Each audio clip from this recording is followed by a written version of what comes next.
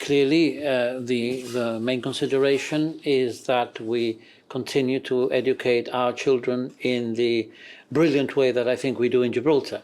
And therefore, I have no concerns that this will have an adverse effect. Of course, you've added extra days to the Easter calendar, you've added an extra midterm break in the summer. So given that it's about 21 days fewer than in the UK, and Gibraltar follows the UK curriculum mostly, how do you justify well, this? Except that the maths isn't quite like that, because particularly in secondary, I think it's well known, and I'm not defending it, justifying it in any way, but the reality is that it's quite well known that in the half days in the summer term, unlike in September and in our consultation, it was almost everybody said keep the half days in September. Attendance there is actually good.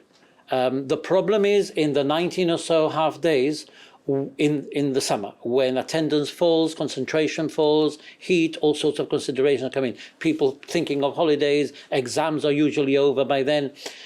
So if you talk about the 191 and you take away the 19, you're actually down to about 172 now as it is. So we are compensating the loss at the end by a more effective and efficient teaching period right up to the 30th of June.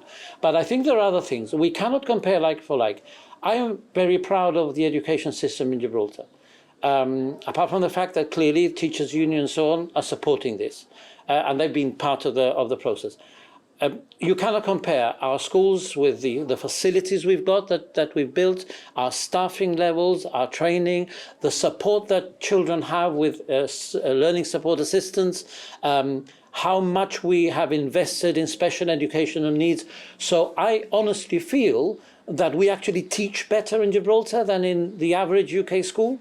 And therefore, we will clearly be able to deal with the shorter term. So teaching is so good in Gibraltar that you don't need as many teaching days here as in the UK. Is that essentially what you're saying? What I'm saying is teaching is so good in Gibraltar that even with the change in calendar, I foresee no drop in the achievement levels of the children in our care.